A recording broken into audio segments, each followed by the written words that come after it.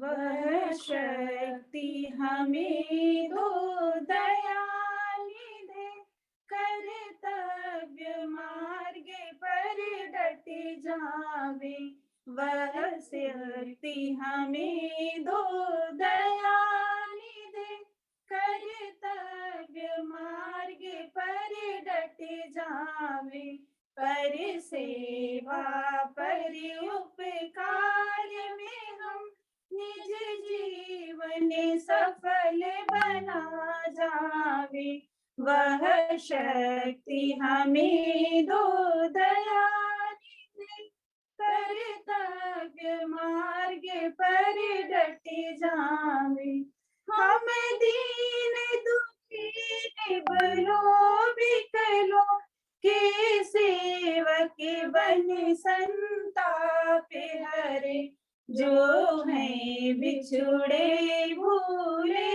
भटके उनको तारे खुद तरे जावे वह शक्ति हमें दो दयाली कर्तव्य मार्ग पर डट जावे छल द्वेष दंभ पाखंड झूठ अन्याय से निस दिन दूर रहे जीवन हो शुद्ध सरल अपना सुचि प्रेम सुधार से बरसावे वह शक्ति हमें दो दयाली कर्तव्य मार्ग पर डट जावे निज आने मान मर्यादा का प्रभु ध्यान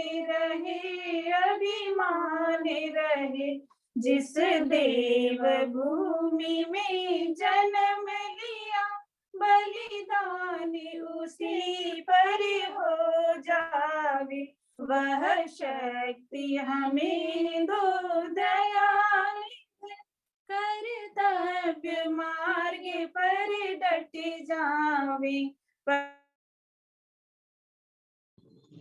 बहुत बहुत धन्यवाद रीता पांडे और अंशु अग्रवाल जी इस प्रार्थना और ओमकार के लिए।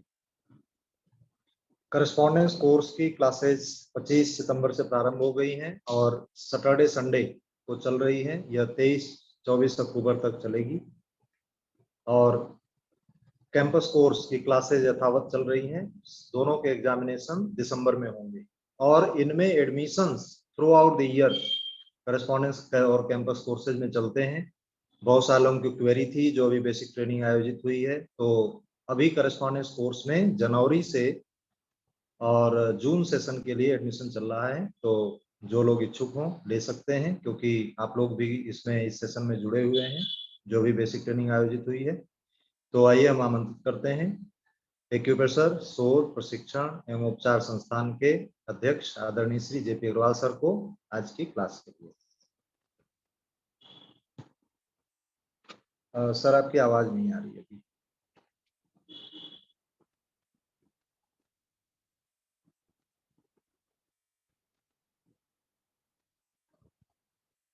Not Audible sir.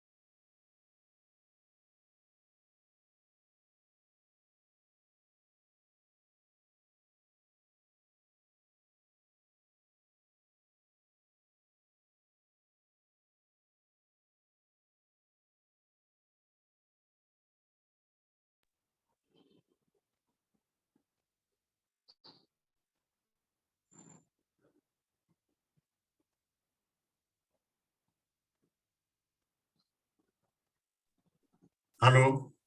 जी अभी अभी आवाज आ रही है सर। हाँ, मोबाइल से कर रहे हैं, लैपटॉप से तो नहीं हो। जी हेलो।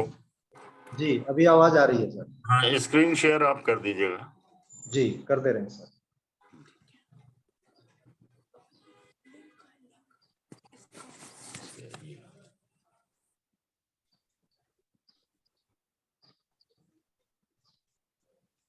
हेलो। हाँ हाँ सर स्क्रीन शेयर कर रहे हैं सर। हाँ हेलो। जी अभी आवाज आ रही है। हाँ धन्यवाद रीता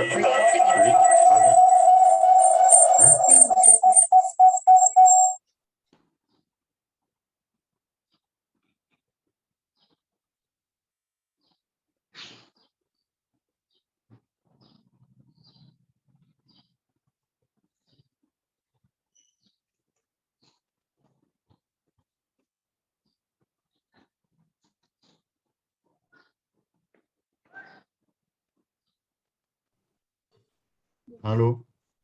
जी हाँ आवाज आ रही है सर आपकी। ठीक ठीक। अब इसको वो दिखा स्क्रीन शेयर। स्क्रीन शेयर हम कर रहे हैं, आप उसे छोड़ दीजिए अच्छा सर। क्योंकि लैपटॉप से कनेक्ट हो गए हैं। जी हेलो। हाँ सर। सबसे पहले इस ज्ञान योग के नेशनल चैनल में जुड़ने से पहले मैं उस असीम शक्ति के साथ साथ हमारे संस्थान के आदरणीय प्रेरणा शोध खेमका जी और हमारे अपेक्स कमेटी के चेयरमैन सराफ जी और केसी गोयल जी, मिड्ढा जी और सभी बंधुओं का मैं हार्दिक स्वागत करता हूं। हार्दिक स्वागत करता हूं तथा आप सबको नमन और आभार व्यक्त करता हूं। मित्रों, मैं आपको कुछ पहले प्रोटोकॉल, ऐसे प्रोटोकॉल जो कि अत्यंत महत्वपूर्ण है और आज ये इस बीमारी ने अपना चारों तरफ फन फैला रखा है। इलेक्ट्रोलाइट्स पे जाने से पहले मैं आपको ऐसे डायबिटीज के ऐसे प्रोटोकॉल को आपके सामने आपको देना चाह रहा हूं कि जो टेस्टेड है, जो 20 वर्ष से इंसुलिन और मेडिसिन के बाद भी कंट्रोल नहीं हो पा रही थी मित्रों, और तमाम ऐसे केसेस में पुरानी से पुरानी, और इसे छोड़ दीजिए कि वो टाइप 1 है कि टाइप 2, हमारी जो लेटेस्ट संस्थान की डायबिटीज की किताब है उसमें बहुत से प्रोटोकॉल दिए, लेकिन ये प्रोटोकॉल सिंगुलर प्रोटोकॉल मैं आपको ऐसे डायबिटीज की जो बहुत पुराने पेशेंट हैं और इंसुलिन और दवा के बाद भी 300, 400, 500 ppm और 200, 300 फास्टिंग तक होती है। और आप जानते हैं कि शुगर की बीमारी कितने अन्य प्रकार के बीमारियों को जन्म देता है।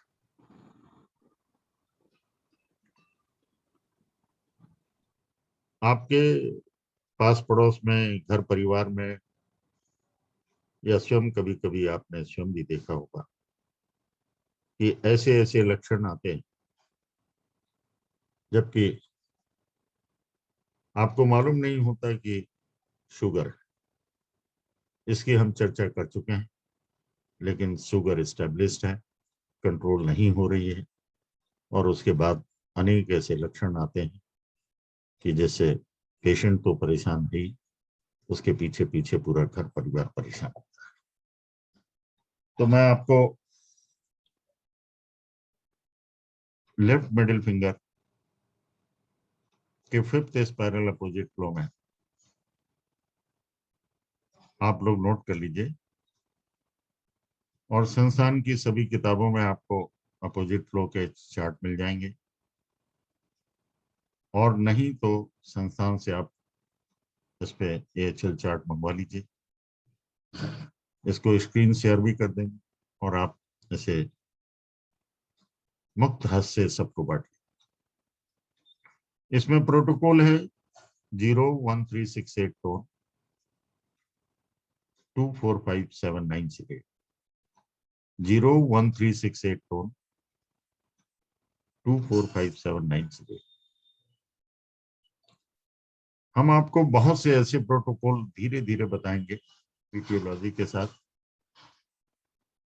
और एक्यू सिंड्रोम्स का मतलब है कि ग्रुप ऑफ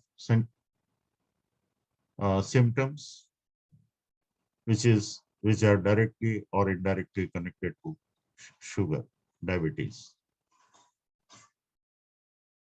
और बहुत ज्यादा फ्लक्चुएशन, अनकंट्रोल्ड, बहुत से ऐसे प्रोटोकॉल दिए हैं, लेकिन टाइप 1, टाइप 2 सभी प्रकार की इसमें बहुत पुरानी बीमारी में ये बताने की आवश्यकता नहीं कि उससे सियाटिका जैसी सीवियर बैक पेन और जॉइंट पेन के साथ साथ डायबिटिक न्यूरोपैथी कितनी कष्टदायी है, नमनेस और confinement to neuropathy, neuritis, neurosis और न्यूरोमस्कुलर डिजीज जैसे कभी कभी गंभीर रोग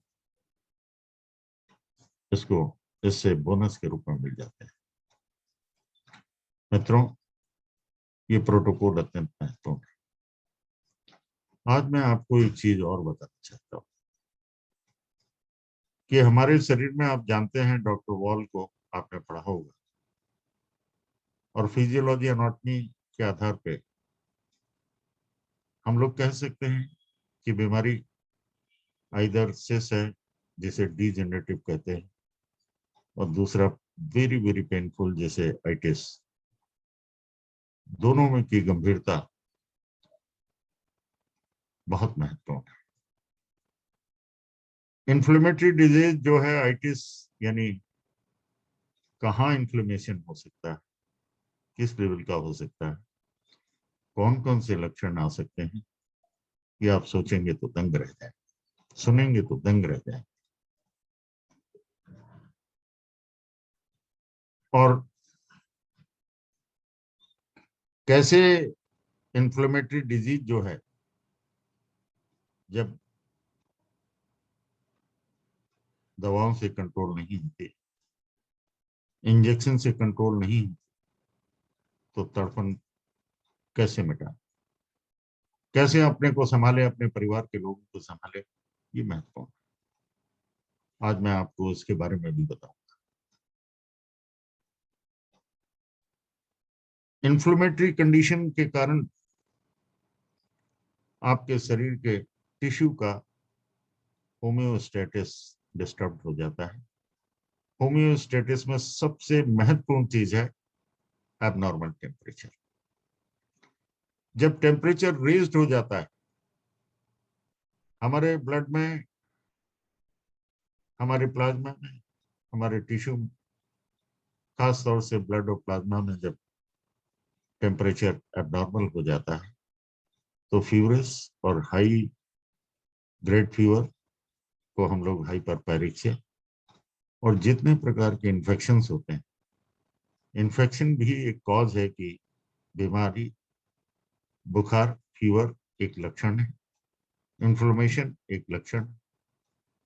अगर ये फीवर कंट्रोल नहीं हुआ तो इसकी पैठ, इसका पेनिट्रेशन, इसका प्रसार आपके नर्वस सिस्टम के माध्यम से और सर्कुलेटरी सिस्टम के माध्यम से ब्रेन तक में इसका प्रसार और इसका इंवेजन हो जाता है। और अगर ब्रेन के टिश्यू डैमेज हो गए, आपके नर्व, न्यूरॉन्स या व्हाइट मैटर या ग्रे मैटर या उसके अंदर प्रवाहित होने वाला सीएसएफ, तो कोई भी एज का व्यक्ति, बुखार एक लक्षण था, उसे कंट्रोल नहीं किया, भले ही कोविड के कारण हो, डेंगू के कारण, पैरालिसिस, सुन्नपन से लेके पैरालिसिस से लेके जीवन भी खतरे में पड़ सकता है।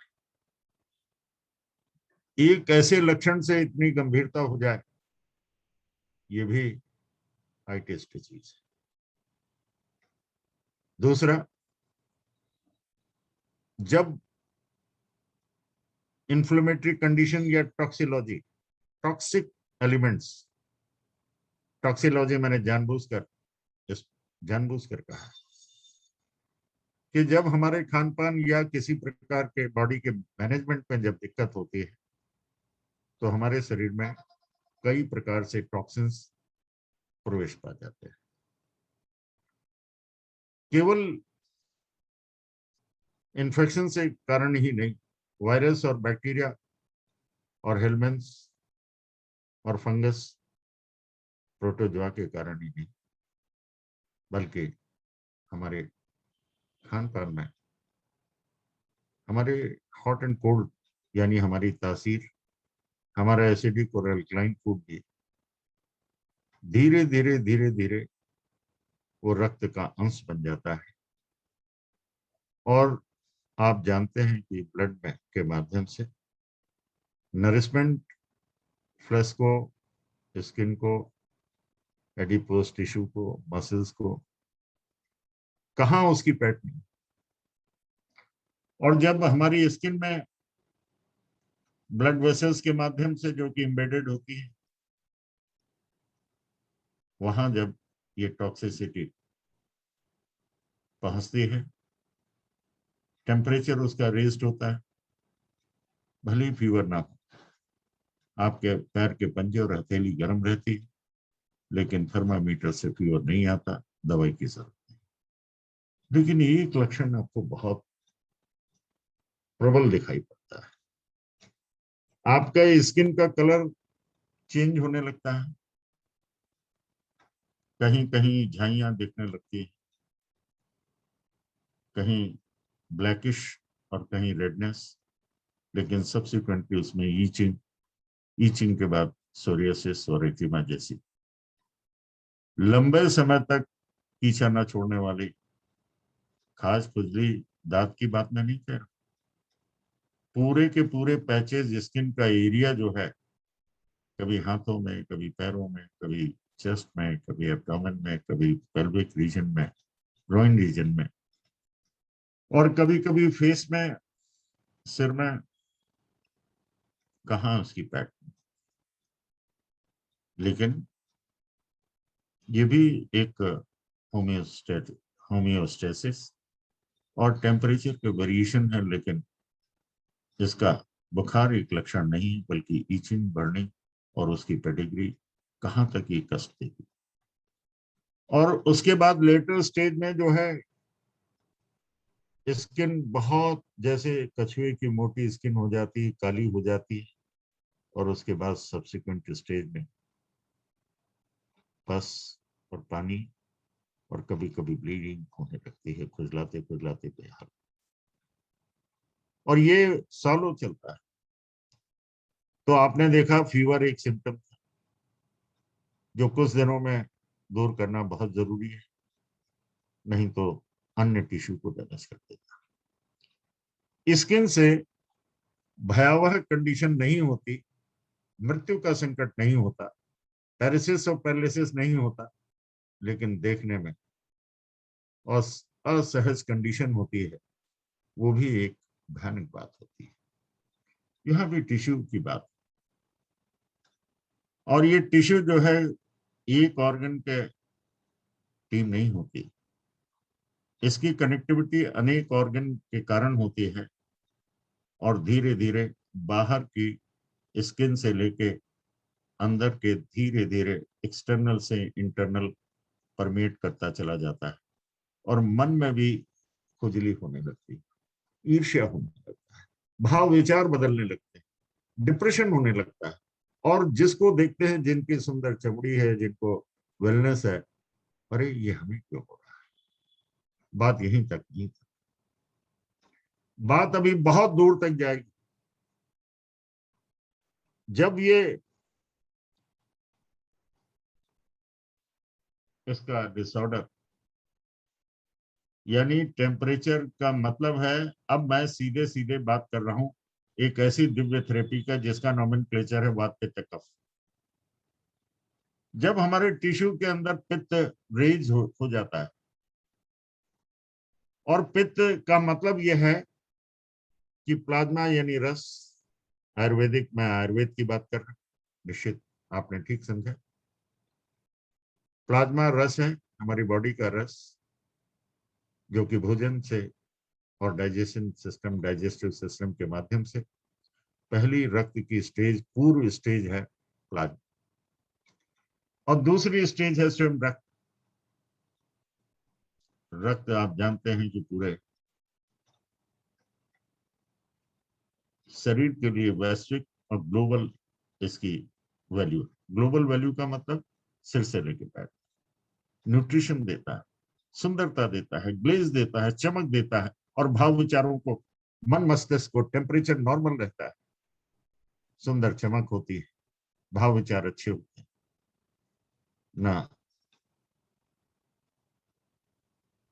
ना टेम्परेचर यानी फीवर नहीं हुआ, स्लो फीवर होता है तो बीमारी, अधिक है तो बीमारी, खाज है, खुजली है, सोरियासिस है तो बीमारी, तकलीफ।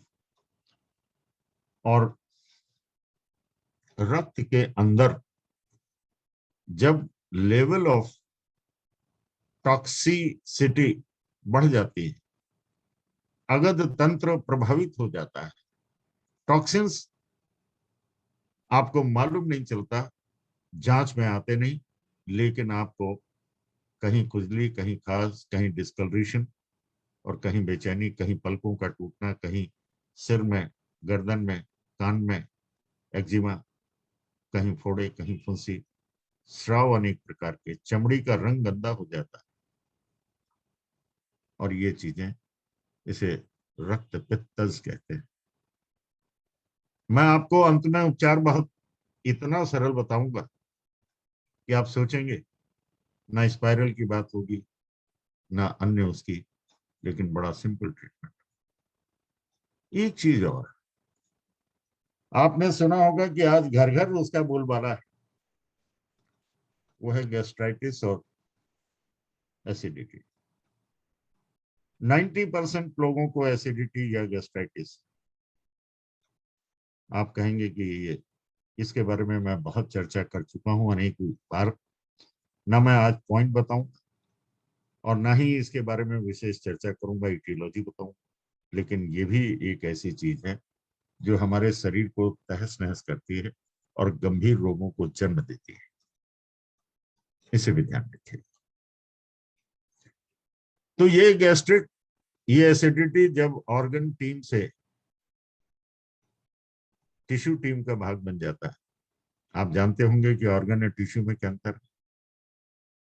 आपने, हम लोगों ने जोन थेरेपी में 0 जो है हेड और थ्रोट, 1 जो है हार्ट और लंग्स की टीम, 2 जो है kidney, spleen, stomach, liver, gallbladder, pancreas, zone 2, और पेल्विक में इंटेस्टाइन, दोनों प्रकार के गोनेट्स और एक्सक्रीटरी होल्स हैं। और ये सब के सब इंटरकनेक्टेड है, कनेक्टिविटी। और इसमें जो है टिश्यू यानी इन सब का, अनेक ऑर्गन का जब टीम को कनेक्ट करती है, कनेक्टिविटी होती है और उनकी फंक्शनिंग इम्पेयर्ड होती है, वो टिश्यू के माध्यम से होती है। जहां भी टिश्यू दूषित होगा, टॉक्सिक होगा, वहां वहां अनेक प्रकार के सिम्टम्स होते हैं। और भयावह स्थिति तब होती है जबकि हमारे ब्लड के अंदर एसिडिटी और बढ़ जाती है। तब हमारी जलन जो है कहीं भी हो जाती है, बदलती रहती है, क्योंकि जहां जहां दूषित रक्त प्रवाहित होगा, पित्तज होगा, क्योंकि रेस्ट पित्त है, वहां वहां जो है अनेक प्रकार के कष्ट।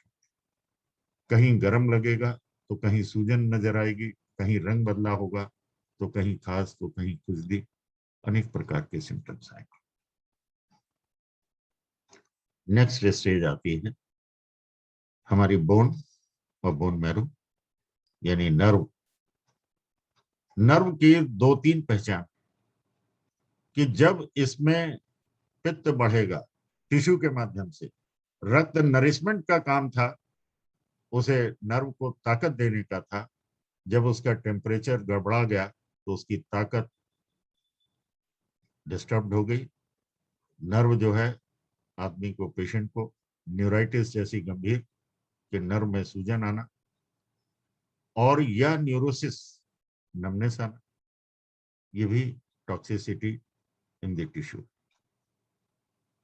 और ये रक्त के अंदर पित्त का डिस्टर्बेंस और इम्बैलेंस के कारण ये बीमारी बढ़ती चली जाती है। और आपको शरीर के अंदर जब न्यूराइटिस होती है तो इतना दर्द, बेचैनी, उलझन, एंजाइटी कि क्या कर दें, किसको मार दें, मुंह से अपशब्द निकलने लगते हैं, क्रोध होने लगता है, चिड़चिड़ाहट होने लगती है, जो सामने आया उसी को फेंक दिया,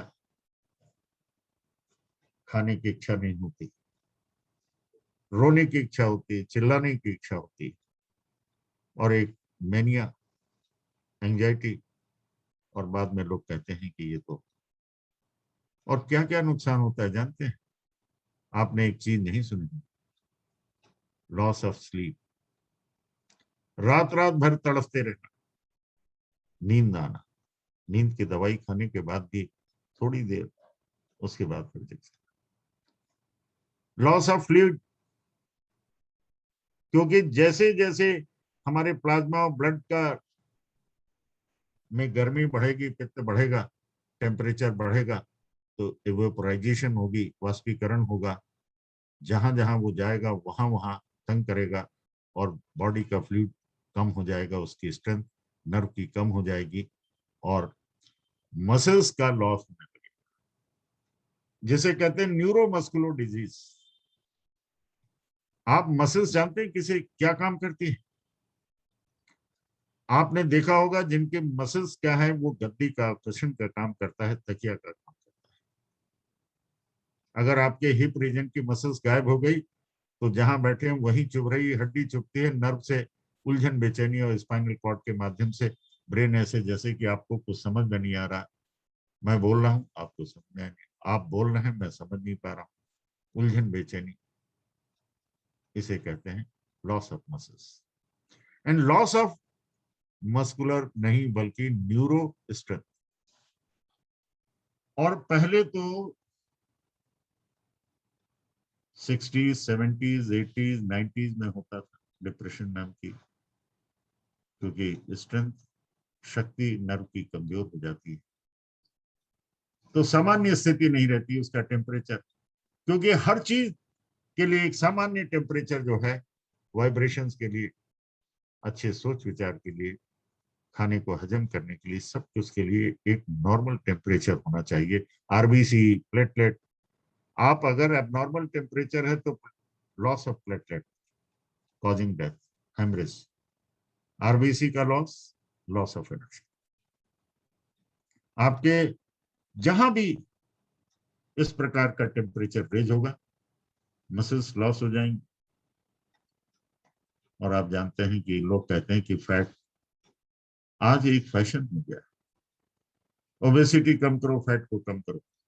आप जानते हैं कि हमारे शरीर में एबनॉर्मल फैट एक्यूमुलेट हो गई, अगर हमने एबनॉर्मली तरीके से कम कर लिया तो जो ओबेसिटी दूर करने में मजा आपको आता था उससे ज्यादा रोना आएगा, डाइजेशन में फायरिंग होगी, क्योंकि जिसको सपोर्ट था मसल्स और जितने उसके सपोर्टिंग अपेंडाइसिस थे, अपेंडिसिस थे, लिगामेंट, टेंडन जिससे बंधा हुआ था और जिसमें रुका हुआ था, जब वही खत्म हो गया तो नर्व झूल गई, सारी बॉडी झूल गई, नर्व की स्ट्रेंथ खत्म हो गई और उसमें फायरिंग शुरू हो जाती है, जलन, पेट में जलन, गले में जलन, पेट फूलना, नॉन फंक्शनिंग टिश्यू जाते हैं। ये महत्वपूर्ण बात है, ये आपको कनेक्टिविटी किसी भी, क्योंकि अगर एक एक अलग अलग सिम्टम के लिए आपको जो मेडिकल साइंस के पास जाएंगे, उनके डॉक्टर्स के पास, तो रेफरेंस ज्यादा मिलेगा, यहाँ से वहां, वहां से यहाँ, और कोई कहेगा कि न्यूरो के पास, कोई कहेगा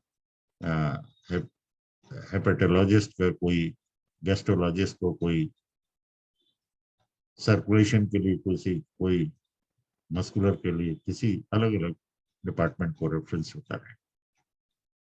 एक बात और, loss of sleep, loss of texture, loss of appetite, loss of आपकी सारी एबनॉर्मल कंडीशन। आपके यूरिन बिना प्रोस्टेट के, बिना उसके एकदम फ्लो करने लगेगा धीरे धीरे। जब नर्व की ताकत कम होगी तो यूरिन को रोक पाना, स्टूल को रोक पाना या कब्जियत हो जाएगी, कठिन समस्या। किसी भी तरीके से आपको जो है, कोई भी दवा काम नहीं करेगी, कोई एक्यूपॉइंट काम नहीं करेगा। हमें सिस्टम एक डेवलप करना है, जानना है।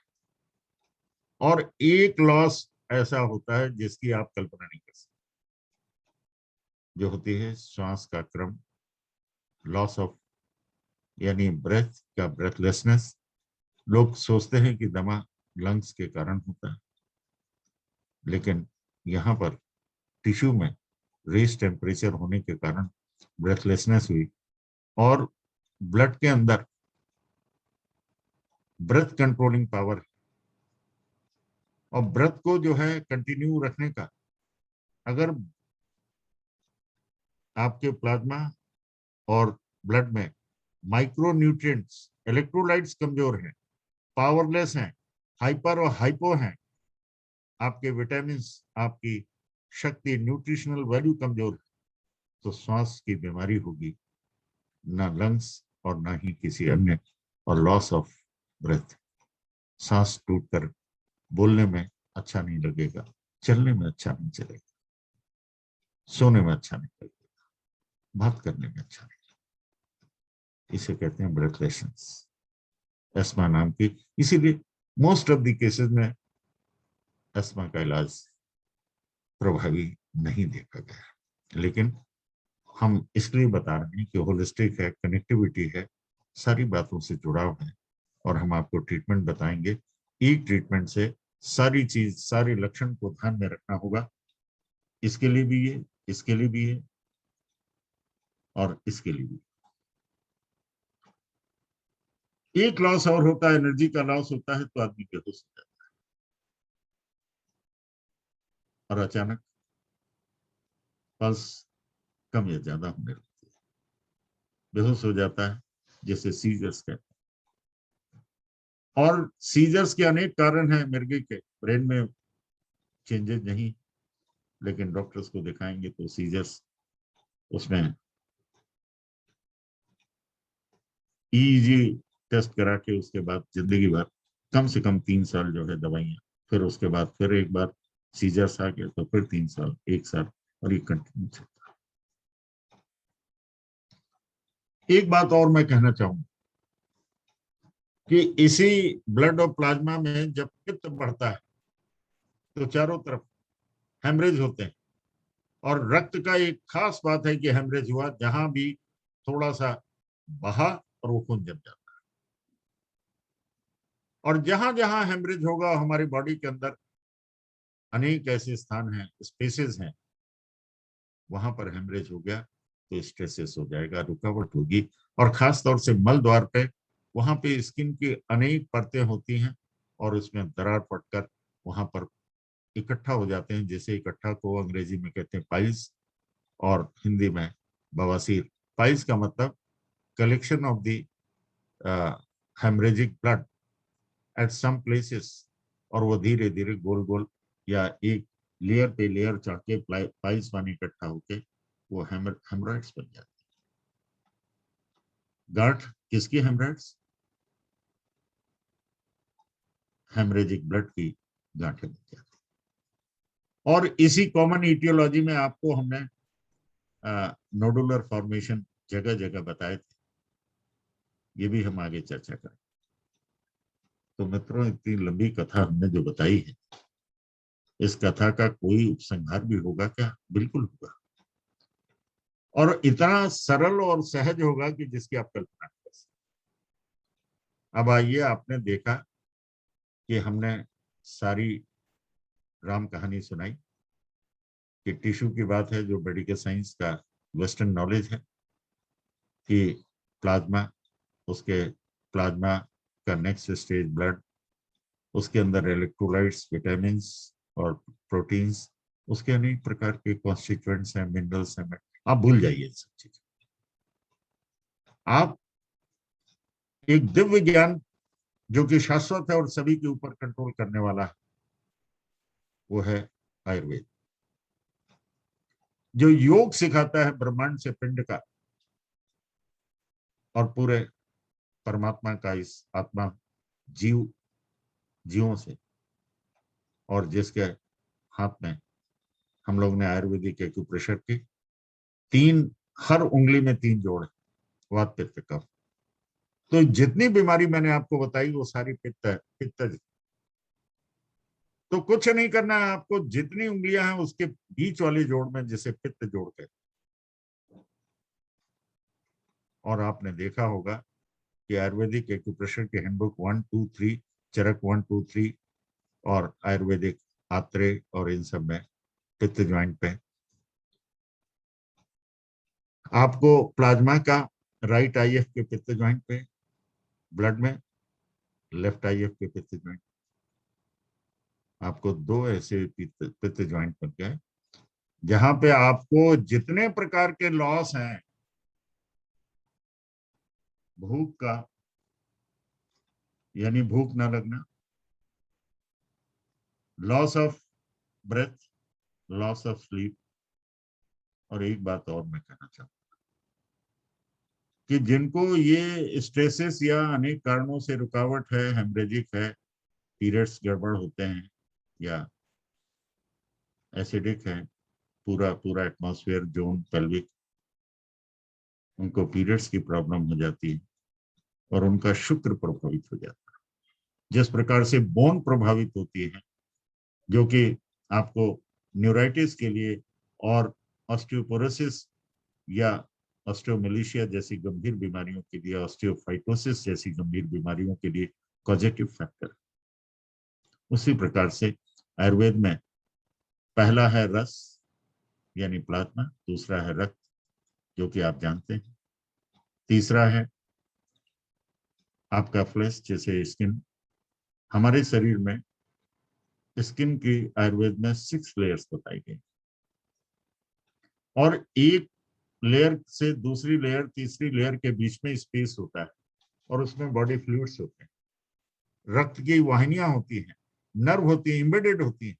मैंने अभी बहुत बड़ी चर्चा की कि जब लॉस ऑफ फ्लैश हो जाएगा, आपका फैट कम हो जाएगा, तो नसें जो उसके अंदर थी, स्पेस था, खाली हो जाएगा, नसें झूलने लग जाएंगी, उनमें से करंट लीक करने लग जाएगा, फायरिंग होगी, कहीं पेट में दर्द तो कहीं गर्दन में दर्द तो कहीं कमर में दर्द तो कहीं सूजन तो कहीं बुखार, और ब्लड वेसल्स हैं उनमें जो है जब गर्मी होगी तो एनर्जी का लॉस होगा और जहां जहां वो एनर्जी जाएगी वहां वहां उसको बदरंग कर देगी और एनर्जी को लॉस कर। तो अंत में शुक्र जो है मेल फीमेल का वो भी प्रभावित हो जाता है और उसके कारण बहुत से पीरियड का डिसऑर्डर होना और कंसेप्शन में, कंसीव करने में दिक्कत होती है। लोग परेशान रहते हैं।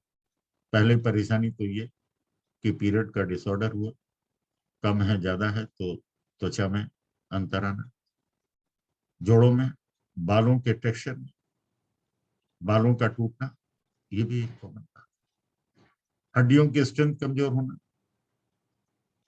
और एंजाइटी डिसऑर्डर, टेंशन, और बाद में जो है मेनिया और ओसीडी जैसी बीमारियां लग जाती। ये भी हमने बताया कि लॉस ऑफ मसल्स होने से जो कशन है, जो गद्दी है जिसमें बैठने में शरीर का सपोर्ट मिलता है और सारी चीज को जो है वो जब लॉस हो जाता है तो मस्कुलर डिजीज और साथ में नर्व और फायरिंग शुरू हो जाती है, ठंडा गर्म होने लगता है, नमनेस और दर्द आने लगता है, तो वो एक गंभीर रोग का कारण बन जाता है। आप टीबी और कैंसर को ही बहुत महत्वपूर्ण मानते हैं, लेकिन आइटिस जिसको कैंसर है, जिसको वो कैंसर को बाद में देखेगा, उसको जो पेन होता है घूम घूम कर मेटास्टेसिस ब्लड में चारों तरफ, जहां लोकल कैंसर है, उदाहरण के लिए अगर किसी को पैंक्रियाज और स्टमक में तो पेट फूला रहेगा, एसाइड्स होगी, वहां की जो कवरिंग्स हैं वो डैमेज हो जाएंगी, आपका स्ट्रेसेस होगा, खाने की भूख नहीं लगेगी, डिस्टेंशन होगा और साथ में रेफर्ड पेन, कमर में दर्द और नींद नहीं आएगी, बहुत से ऐसे लक्षण। मैं ऐसे ही नहीं बोल रहा हूं, अगर आपको इसके प्रमाण चाहिए तो अभी भी हमारे यहाँ संस्थान में आके बैठ जाएं, आपको सारे थैले भर भर के रिपोर्ट के साथ पेशेंट मिलेंगे और ये लक्षण आपको किसी किताब में, और अलग अलग डिपार्टमेंट, अलग अलग सुपर स्पेशलिटी हॉस्पिटल में तो मिलेंगे, लेकिन एक जगह आपको मिलेगा और एक जगह इलाज है। तो बोथ इंडेक्स फिंगर के पित्त ज्वाइंट पे तो पहली स्टेज की हमें चीजें रोकना है, तो पित्त ज्वाइंट पे 2-3 सेडेट 1-4-2। आप कहेंगे ये तो हम बता चुके हैं, लेकिन हमने ये इतना लंबा इसका स्वरूप है ये नहीं बताया था। और जब सेकंड स्टेज की है, यानी आपके फ्लैश में आपके अलग अलग तरीके से स्किन में, फैट में, तब क्या करेंगे? बोथ एसएफ के पित्त जो है, क्यों? बोथ आईएफ से शुरू हुआ प्लाज्मा ब्लड, लेकिन फ्लैश में पहुंच गया, एसिडिटी भी है और खुजली भी है, डिस्कलरेशन भी है, कहीं लाल रंग के चकत्ते पड़ रहे हैं, तो कहीं जो है एक खुजली का पैच बन रहा है, और कहीं जो है अनेक प्रकार से। तो चूंकि आप जानते हैं कि प्लाज्मा और उसके लिए तो बोथ आईएफ पित्त ज्वाइंट है, और स्किन के लिए राइट एसएफ और फैट के लिए और एडिपोज टिश्यू के लिए लेफ्ट एसएफ के पित्त ज्वाइंट। इन दोनों को जोड़ देंगे 2-3 सेडेट 1-4-2। आप कहेंगे इतनी कथा सुनाई और ट्रीटमेंट, ऐसा आपको यकीन नहीं हो सकता कि 4-4 पॉइंट आपने लगाए 2-3 सेडेट 1-4-2। अरे आयुर्वेद में तो 10 ही पॉइंट तो है, 0-9 है तो इन्फेक्शन कर दिया। 2-3 सेडेट, तो इसका मतलब कहीं ना कहीं आपके एसिडिटी है, गैस्ट्राइटिस है, या आपके टिश्यू में टेम्परेचर बेस्ड इरिटेशन, बाउल का है, जहां भी आप देखेंगे आपके ऑल इज नॉट वेल। किसी को कुछ सिम्टम, किसी को कुछ सिम्टम, किसी को पेशाब ज्यादा हो रहा है, किसी को पेशाब हो ही नहीं, किसी को भूख ज्यादा लग रही, किसी को हो ही नहीं लगी। हेलो, जरा नेशनल चैनल पे क्लास चल रही है सर, पर थोड़ी देर 8 बजे बात करूं क्या? Hello, am I audible Singh साहब? जी, यू आर ऑडिबल सर। अब आप ये कहेंगे कि आपने सारी चीजें छोड़ दी और केवल फिंगर नंबर 1, 2, 3, 4 पे इतनी व्याख्यान कर दिया। नहीं, आपके बोन के लिए राइट फिंगर के पित्त ज्वाइंट के, और बोन मैरो यानी नर्व में अगर न्यूरोमस्कुलर डिजीज है तो इनिशियल स्टेज पे, लेकिन उसका दायरा डिस्कलरेशन का नहीं, खास खुजली का नहीं, फायरिंग का और उलझन बेचैनी का। खुजली होती है उसमें ऐसी स्थिति नहीं होती, सहन करते हैं, लेकिन जब नर्व में इरिटेशन होता है, और ये इरिटेशन इस लेवल का होता है कि आपके प्रोसीडिंग टिश्यू के माध्यम से नर्व और बोन के अंदर जो है इरिटेशन होने लगता है, तो नर्व डैमेज, और कहीं हाथ की तो कहीं सिर की तो कहीं आंख की, कहीं नाक की तो कहीं जहां चाहे फायरिंग शुरू हो जाती है, कहीं किसी टो में। आप कहेंगे ये पूरे बॉडी में क्यों नहीं हो रहा? अरे आपकी नर्व इन्फिनाइट है, उनके टुकड़े टुकड़े में अरेंजमेंट ऐसा है पेरिफेरल नर्व, जहां जहां एक्सेस है और वहां। अब इसका कारण क्या है, मैं आपको एक बताना चाहता हूँ। आपको अपने भोजन पर उसकी क्वालिटी पे भरोसा करना आज के समय में मुश्किल, क्योंकि यूरिया और आप उसमें कुछ नहीं कर सकते। बाहर का भोजन करते हैं, सारी दुनिया करती है, और बहुत से ऐसे पेय पदार्थ हैं जो नहीं लेने चाहिए, सारी दुनिया लेती है, लेकिन सारी दुनिया को एक जैसी बीमारी नहीं। उनको गैस्ट्रिक है, एक ऑर्गन में है, स्टमक में है, गैस्ट्राइटिस है, कहीं और है, अपना एक आध उन्होंने मेडिसिन ली, खासतौर से बहुत सी ऐसी मेडिसिन आ रही हैं, पेंटोसिड, डोसिड और ऐसी भी, कि जो 20-40 mg की लेके लोग खाते रहते, चलते रहते, कोई दिक्कत नहीं। लेकिन जिसके टिश्यू लेवल पे हो गया, ऑर्गन से बढ़कर, और एज फैक्टर और उनको सारे टिश्यू का जो डैमेज हो रहा है, देन कोई भी मेडिसिन काम नहीं करती।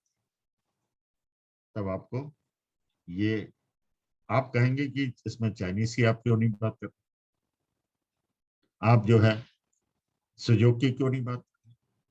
मैं आपको ये बात बताना चाहता हूँ, आपने बड़ी अच्छी बात पूछी।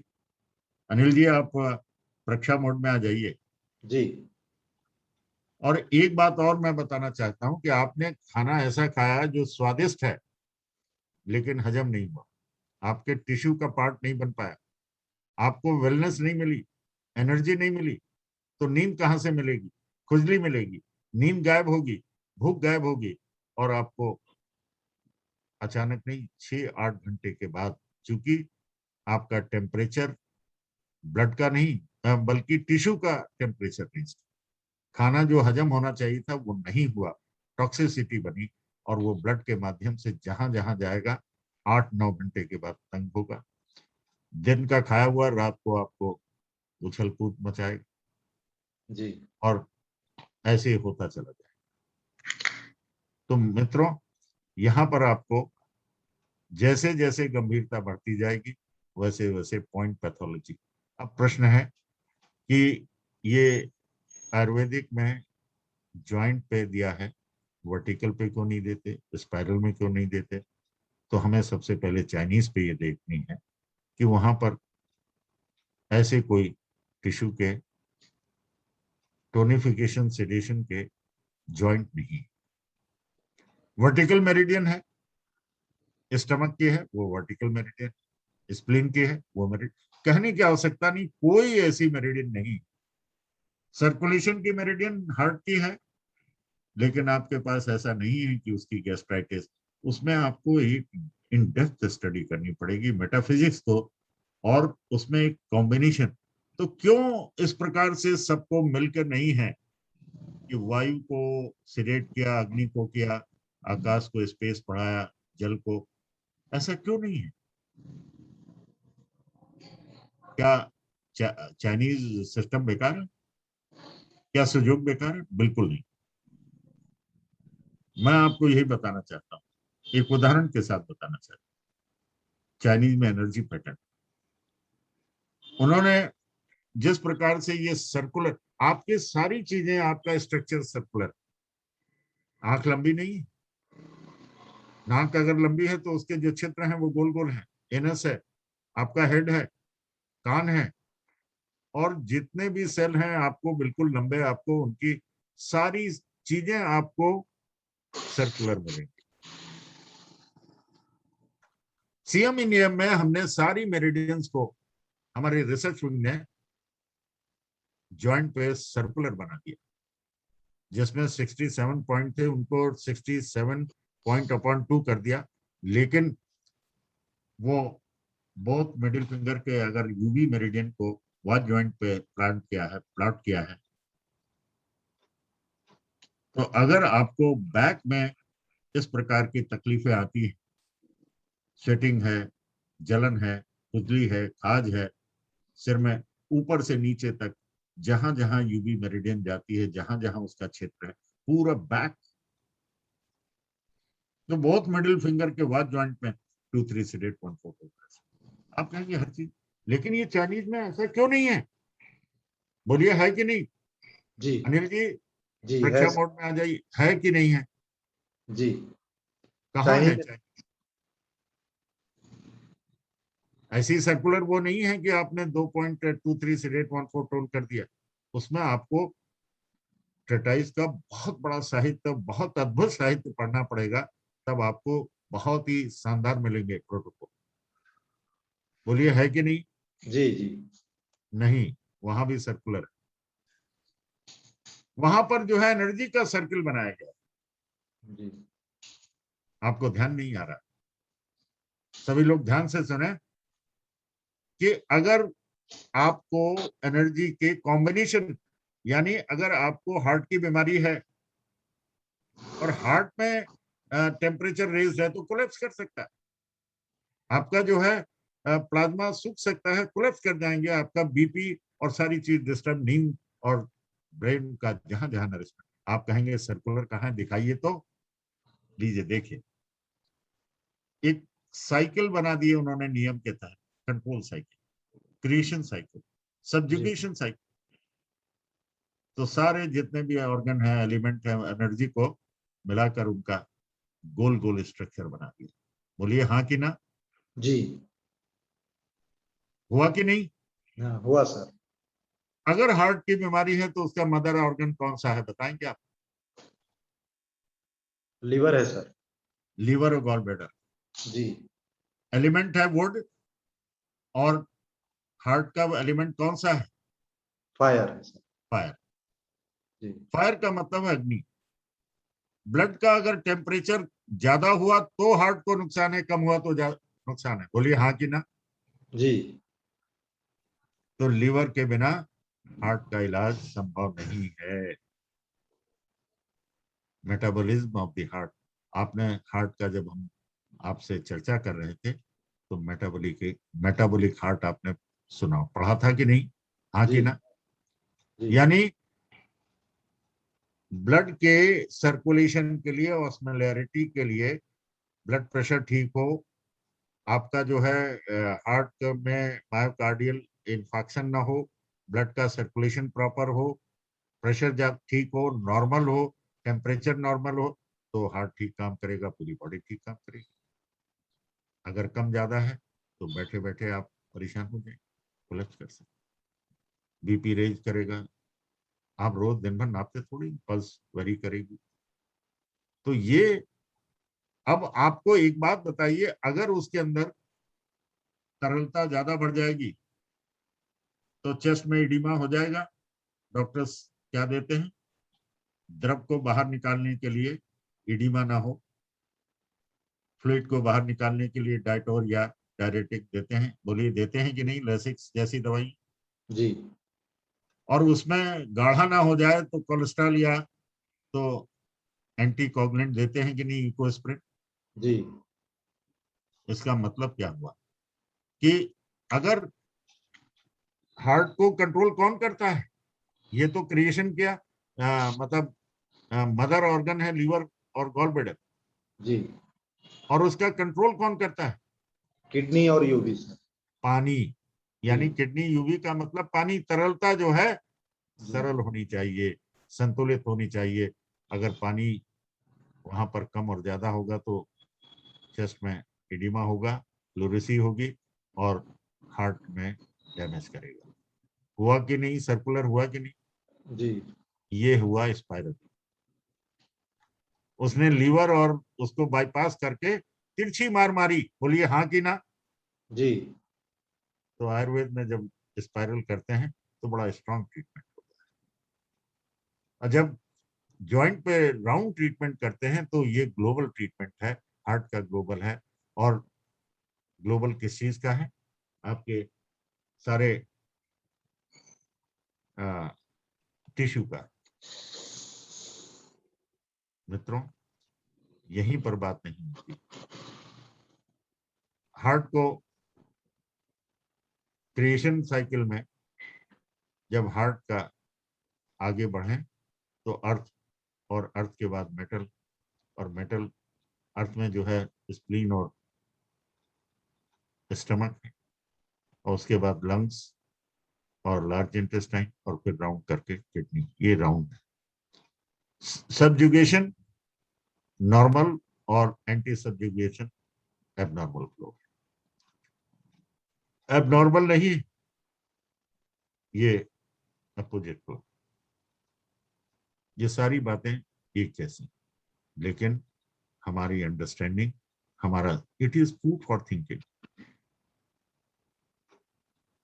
अभी हमने आपको जो है पित्त ज्वाइंट पे केवल थोड़े से पॉइंट बताए।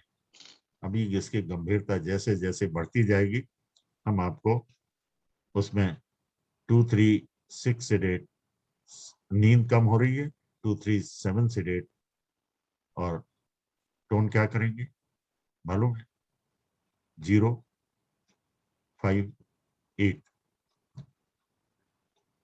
मालूम चला कि 7 सेडेट 8 टोन से नींद का, 5 टोन से स्टेबिलिटी, प्रॉपर्टीज क्या था, और जलन और फायरिंग जो है नर्व की है, तो 236 सेडेट, 7 सेडेट, 0 और 5 और 8 को, ये अनेक एंगल्स। लेकिन अभी मैंने आपको पूरे लक्षणों के साथ सारी बातें नहीं बताई हैं और समय हो गया, और ये बात मुझे बताना था कि आपके इसमें न्यूट्रिशन और इलेक्ट्रोलाइट्स और आपके प्लाज्मा और सारे, इसका बहुत बड़ा रोल है।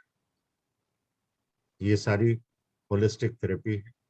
और जब तक हम, आज मैं आपको एक बात और बताना चाहूंगा कि पिछले क्लासेस में ये कहा गया था, बताया गया था कि आपको अपने माइक्रो न्यूट्रिएंट्स और इलेक्ट्रोलाइट्स की ताकत बढ़ाने के लिए, ताकि आपको नर्व, आपकी बॉडी, आपका शरीर स्वस्थ रह सके, जिसके बिना संभव नहीं है। तो हमने आपसे एक वादा किया था कि हम नेचुरोपैथी पर ज्यादा विश्वास करेंगे, पॉइंट पे ज्यादा विश्वास करेंगे, और सप्लीमेंट और मेडिसिन पे कम से कम भरोसा होना चाहिए। अगर हमारा भोजन और हमारी डाइजेस्टिव सिस्टम ठीक है, तो पहले हमें क्या खाना चाहिए? इलेक्ट्रोलाइट्स। कौन से इलेक्ट्रोलाइट्स? 4 इलेक्ट्रोलाइट्स ऐसे हैं जो कि कैटाइंस हैं और 4 ही एनाइंस हैं, इन दोनों का कॉम्बिनेशन। तो सबसे महत्वपूर्ण है सोडियम, कैल्शियम, मैग्नीशियम और पोटेशियम। इन सबके प्रचुर मात्रा में, आज मैं बड़ा संक्षेप में, फिर बाद में डिटेल बताऊंगा। डाइटरी सप्लीमेंट नोट कर लीजिए, जो आपके घर में और किचन में और आपके किचन गार्डन में हर जगह अवेलेबल है, और बाजार में बहुत सस्ते और बहुत अच्छे। आपके लिए सबसे जो महत्वपूर्ण है, रिचेस्ट सोर्स, वो है पालक। आपके कैल्शियम और मैग्नीशियम, मैग्नीशियम हार्ट का सुरक्षा है, और हड्डियों का पूरे जितने भी है वो कैल्शियम, इन सब के लिए पालक। और इसका जो है आप सेवन बहुत ही स्वादिष्ट रूप में कर सकते हैं। पालक का जूस प्रतिदिन आप अपने घर में बच्चों को, परिवार को सूप, पालक का सूप, जिसमें थोड़ा सा टमाटर आदि, सेंधा नमक जो कि पोटेशियम होता है, काली मिर्च और धनिया, पुदीना, अदरक डाल के और टमाटर डाल के स्वादिष्ट बना के 1 कप पिए, आपको जो है प्रचुर मात्रा में कैटाइंस बनेगी। दूसरा एक बहुत महत्वपूर्ण है, जो कि आपके शरीर के लिए बड़ी सुरक्षा के लिए, और पोटेशियम जैसी महत्वपूर्ण अभी मैंने पूरा बताया नहीं है, लेकिन आज मैं बता दे रहा हूँ कि केला जो है बहुत इंपॉर्टेंट, बनाना। अरे लोग कहते हैं शुगर, मैंने शुगर को कंट्रोल करने का रास्ता बताया आपको। और सबसे पहले मैंने शुगर का, क्योंकि उससे डर के मारे आदमी को न्यूट्रिएंट्स खाने के लिए फुल स्टॉप लगा रहता है, उससे बचना चाहिए। और दूसरा है फ्रूट जूसेस, और सबसे महत्वपूर्ण है वाटरमेलन, तरबूज। रसीला होता है, रंगीला होता है, और इतना उसके अंदर इलेक्ट्रोलाइट्स और न्यूट्रिएंट्स होते हैं कि आप रोम रोम को प्रसन्न कर देता है। और बाद में डेयरी प्रोडक्ट्स के बारे में एक बड़ा क्वेश्चन मार्क है कि शुद्ध अशुद्ध मिलता है, ऐसी बात नहीं। आप उसको पनीर के रूप में, दूध के रूप में, छाछ के रूप में, अनेक रूपों में आपको डेयरी प्रोडक्ट्स, मैंने ये नहीं कहा कि बर्फी खाइए और उससे बनी हुई मिठाई खाइए, रबड़ी खाइए, खीर खाइए, अनेक प्रकार से आपको प्रकाश केतान जी ने भी बताया कि दही को आप अपना अंश बना सकते हैं, और दही से ज्यादा छाछ, और उसके अंदर जीरे, भुना जीरा, सूखा पुदीना और सेंधा नमक आदि डालकर स्वादिष्ट, और मन को तृप्त, आपके बॉडी को तृप्ति मिलेगी, टिश्यू को तृप्ति मिलेगी, इलेक्ट्रोलाइट खुश और सब खुश।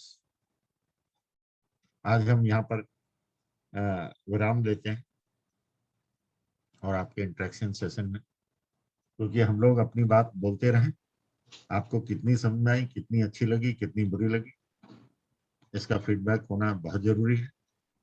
कितना आप इसको यूजफुल साबित कर रहे हैं, पा रहे हैं।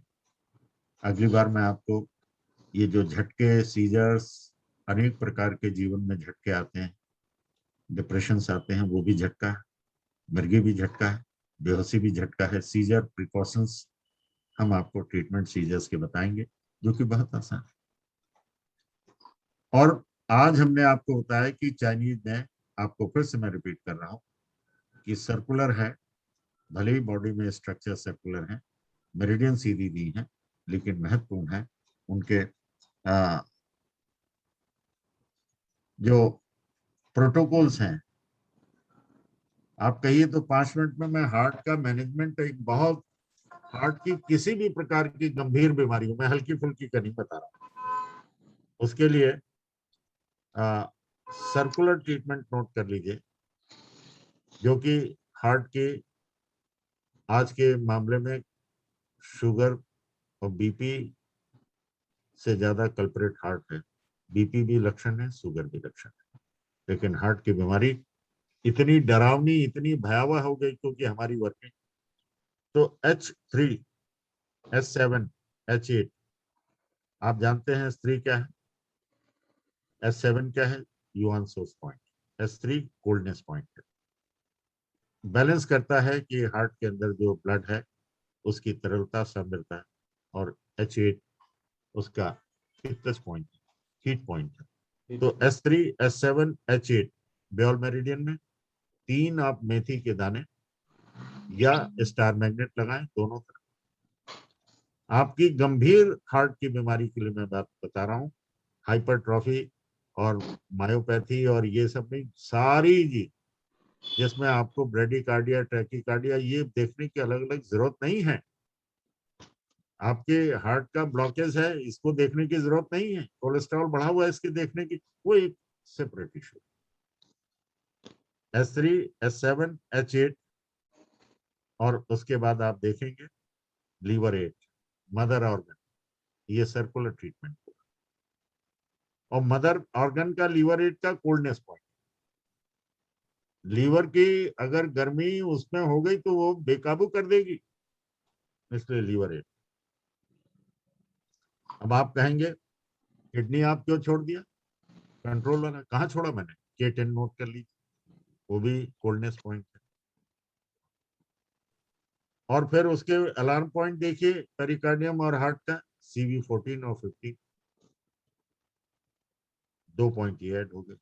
अब आइए बैकशू पॉइंट तो आपको देखना ही पड़ेगा, UV14 एंड 50 और 17 मालूम है किसका है बैकशू पॉइंट, वो लीवर का है। और UV66 किसका है, ये आपकी यूरिनरी ब्लैडर का, यानी फिर पानी, किडनी और यूवी टीम को दिया। फिर से मैं एक बार आपको नोट करा रहा, S3, S7, H8 TW2 control point है ट्रिपल वार्मर का, liver 8, UV14, 15, 17 and 66, 14, 15, 17 and 66, K10, CV14 and 15। कुल मिला के करीब ये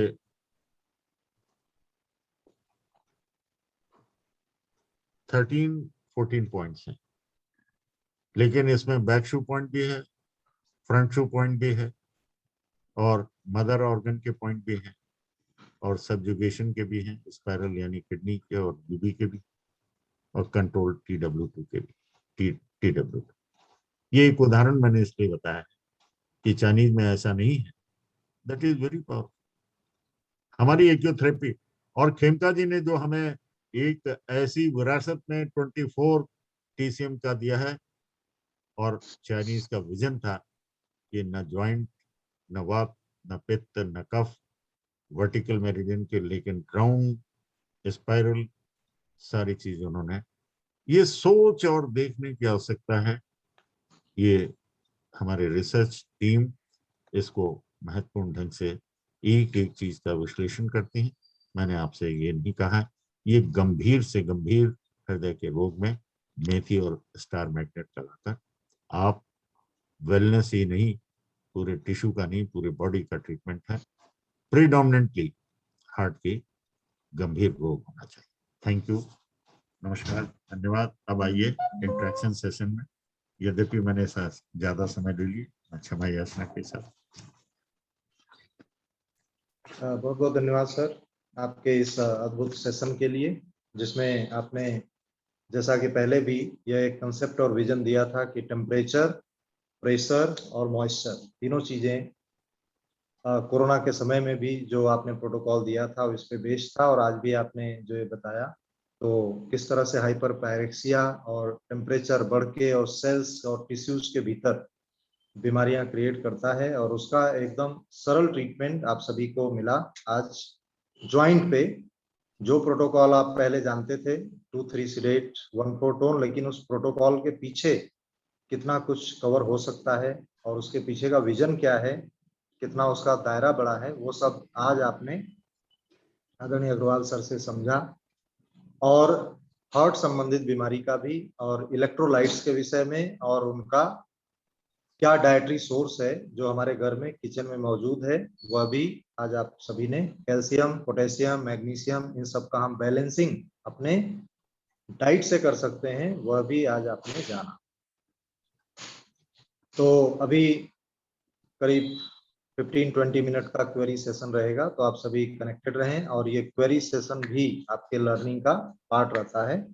दूसरा आपके लिए सूचना कि आदरणीय अग्रवाल सर मिंटो रोड पे जो प्रयागराज का हेडक्वार्टर है, वहाँ पे सोमवार, मंगलवार, गुरुवार और शनिवार 3 दिन अभी उपलब्ध रहते हैं। तो जो लोग भी प्रयागराज के हैं या बाहर से कभी कंसल्ट करने जाना चाहते हैं तो इन 3 दिनों में जा सकते हैं। और वहाँ पे प्रतिदिन एक्यूप्रेशर उपचार तो होता ही है मिंटो रोड पे भी, और अभी एक्यूप्रेशर कॉलेज सतनाग में जो गंगा जी के किनारे है, वहाँ भी ट्रीटमेंट स्टार्ट हो गया है। इसके अतिरिक्त जो करस्पॉन्डेंस कोर्स और कैंपस कोर्स के वर्तमान और पहले के स्टूडेंट्स हैं, उनके लिए हेल्थ एंड हेल्प में अग्रवाल सर कंसल्ट करते हैं, तो उसके लिए राजेश वर्मा जी से संपर्क करें। इसके अतिरिक्त जो लोग भी हैं उनके लिए भी आदरणीय अग्रवाल सर कंसल्टिंग करते हैं, उनके लिए भी राजेश वर्मा जी से कंसल्ट करके अपॉइंटमेंट लेकर के, और आपको लिंक भेजी जाती है जिसमें वीडियो कॉलिंग से जो भी आपकी गंभीर बीमारी है वो आप कंसल्ट करें। आपको चार्ट भी जो पेड उसका है कंसल्टिंग, उसमें चार्ट आपको भेजा जाता है। आपको रिक्वायर्ड जो कुछ भी इंस्ट्रूमेंट्स हैं, मैग्नेट, टेप, वो सब कुछ अभय त्रिपाठी जी भेजते हैं। तो आप लोग जिनको भी क्वेश्चन पूछना है हैंड रेज कर देंगे तो हम अनम्यूट कर देते हैं। रुचि जी सवाल पूछिएगा, अपना बेसिक इंट्रोडक्शन दे करके, कितना कोर्स किया है और कहाँ से सर मैं रुचि दिल्ली से बोल रही हूँ। मैं सेमेस्टर 4 की स्टूडेंट हूँ। हाँ, कहाँ से हैं? दिल्ली से। ठीक है सर मेरा सवाल है, सर ने अभी बोला कि spinach is a rich source of calcium, पर जितना हमने पढ़ा है सर उसमें कहते हैं कि स्पिनच में ऑक्सैलेट्स होते हैं, तो उसकी वजह से कैल्शियम एब्जॉर्ब नहीं हो पाता, तो डेली रूटीन में नहीं लेना चाहिए। तो सर का इस पे व्यू ये पूछना था। देखिए ऐसा है कि am I audible? जी। Yes. ये नेचुरल सोर्स में जो सबसे इम्पोर्टेंट है मैग्नीशियम और कैल्शियम, और कैल्शियम और मैग्नीशियम न केवल हार्ट बल्कि लास्ट टिश्यू जो हमारा बोन है उसके लिए बहुत इम्पोर्टेंट। हमने एक बात आपसे पहले भी शुरू से ही कही, आपको अपना डाइजेस्टिव सिस्टम ठीक रखना है। अगर वो डाइजेस्ट नहीं होगा तो ऑक्सीलेट बहुत से ऐसी चीजें हैं जो फ्री रेडिकल्स के रूप में आपके बॉडी में टिश्यू का पार्ट बन जाए। तो हर चीज के लिए एक महत्वपूर्ण बात है, प्री कंडीशन है कि आपका digestive system should be not only strong, it should be clean also. क्योंकि हर आदमी के लिए देखिए कोई चीज ऐसी संभव नहीं है कि आपके लिए, जैसे डाइटिशियन है, आयुर्वेद में तो स्पष्ट कहा गया है कि डाइजेस्टिव फायर जिसकी 14 अग्नियां हैं, ये तो आपको मालूम होगा, 14, जो कि अन्य कहीं अन्यत्र नहीं। तो जो एक के लिए हार्मफुल है वो आपके डाइजेस्टिव सिस्टम के लिए that is exclusive and very important for you everybody. और आपको वेलनेस और उसके लिए रोज जांच कराने की जरूरत नहीं, तुरंत मालूम चलने लगता है कि आपको जो है प्रॉब्लम हो रही है।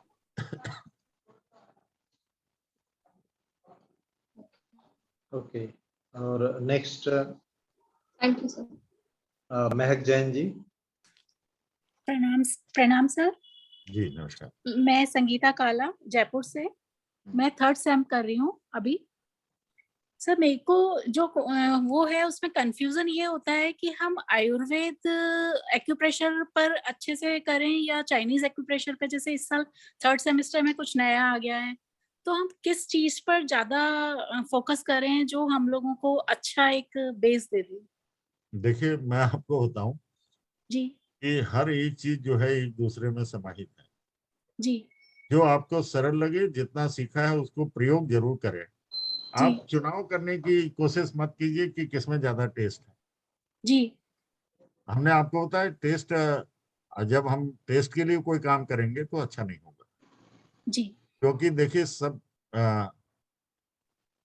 एक पूरा का पूरा सिस्टम है जो पढ़ाया गया है, आप उसे प्रयोग करें, जिससे फायदा मिला वही आपका फेवरेट पॉइंट होना चाहिए। जी और एक बात मैं और बता दूं कि 3 सेमेस्टर आपके 3 सेमेस्टर्स आपके करस्पॉन्डेंस कोर्स के, जी आप मेडिकल साइंस के लोगों की बात कीजिए कि 10-10 साल वो पूरा हॉस्टल में रह के 24 जी आवर्स समय देते हैं। क्या वो हाँ, होलिस्टिक हो पाते हैं? बोलिए, आपसे नहीं मैं प्रश्न करता हूं। बहुत से डॉक्टर्स हमारे साथ जुड़े हुए हैं, ये उनकी पीड़ा भी है। अच्छे सर्जन हैं, अच्छे हाँ फिजिशियन हैं, एक्सपर्ट हैं, लेकिन खुद भी उन्हें चारों तरफ कनेक्टिविटी के लिए, ये बीमारी है तो उसके लिए उसके पास जाओ, ये है तो उसके लिए जाओ, और वो स्वयं भी बहुत परेशान होते जी हैं। आप सर। क्या समझते हैं कि हम लोग बिल्कुल ठीक हैं और परफेक्ट हैं? कतई नहीं। नहीं अध्ययन और अध्यापन, आप समझते हैं कि हम लोग 25 वर्षों में, आज भी हमारी ये टीम जो बैठी हुई है, अनिल जी वरा, और सुबह से शाम तक सिर्फ इसमें लगे रहते हैं।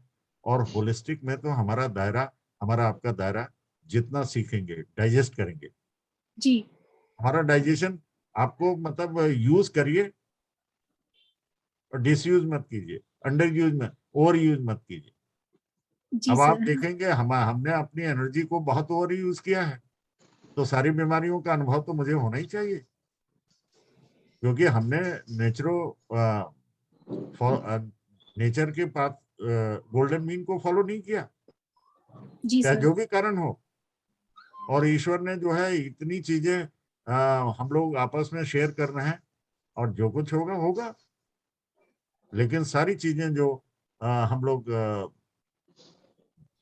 मैगजीन के माध्यम से, मैं आपको एक बार बार कह रहा हूं, आपको इसको चुनाव के लिए चाइनीज और सारी चीज की केस मैनुअल पूरा शुरू से लेकर आखिर तक कम से कम 10 से 12 आ चुके हैं। जी और उसमें आपको 20-20, 25-25 बीमारियों के लक्षण और उसमें response, what is the action, what was the reaction of the point pathology and what was the response। जी और आप उसमें फोन नंबर तक दिए हैं। हमारी जब रिसर्च टीम ने उनको पिछले 10 साल के केस हिस्ट्री को जो टेबलाइज किया है ईयर वाइज, जो आपने मान लीजिए 10 साल पहले जिन्होंने छोड़ दिया, तो क्या उन्हें एक्यूप्रेशर से लाभ लेने का कोई हक नहीं है? जो आयुर्वेद को नहीं जानते होंगे, अरे आयुर्वेद वाले स्वयं आयुष मंत्रालय के कहते हैं कहाँ लिखा हुआ है एक्यूप्रेशर, होलिस्टिक।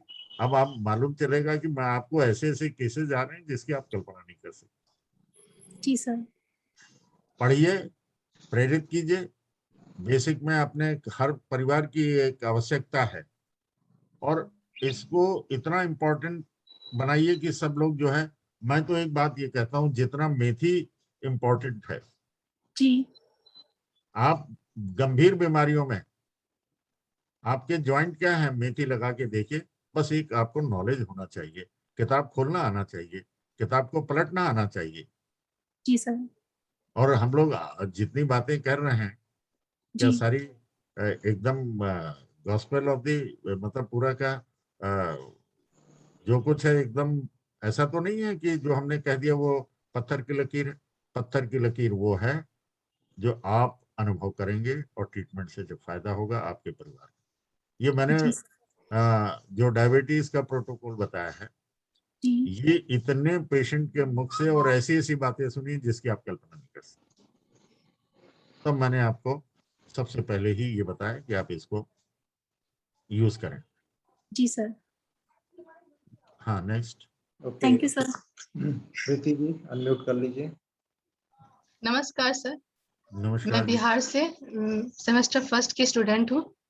सर हमें ये पूछना था, आप जो हम आपसे पूछे हुए थे ये एक्जिमा का जो हम ट्रीटमेंट लगाते हैं तो उसके साथ हम AD पॉइंट ले सकते हैं, AD 1 2?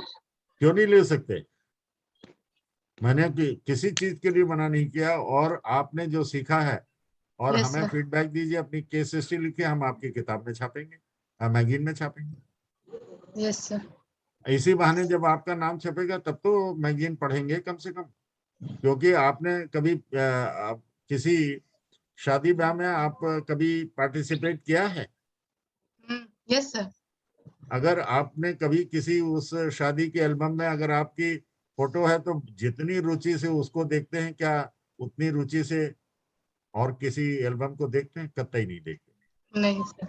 तो मैं आपसे, ये मैगजीन पढ़ने का एक सबसे बड़ा मार्ग है कि आप किसी तरीके तो पार्टिसिपेशन, अपनी केस हिस्ट्री भेजिए, आपका नाम छपेगा तो आप सबको दिखाएंगे, घर वालों को भी दिखाएंगे और खुद भी देखेंगे। अन्यथा अछूत और खराब चीज समझ के मैगजीन को कि ये एक प्रचार देखिए, मैं आपको एक बात बताना चाहता हूँ, विश्व का सबसे बड़ा साहित्य और एक्यूप्रेशर का वर्ड में हमारा प्रचार प्रसार नहीं है, ये बिल्कुल बात सत्य है। नेक्स्ट। सर एक और बात पूछनी थी। हाँ, पूछिए। सर अभी इस बीच में ना हम मेथी पट्टी लगा रहे हैं तो मतलब पूरे हाथ जो है ठंडा पड़ जा रहा है, पूरा हाथ पैर सारा थोड़ी ही देर बाद। अच्छा, तो आप ज्यादा लगा रही होंगी, एक दो पे लगाइए जहां जरूरत है।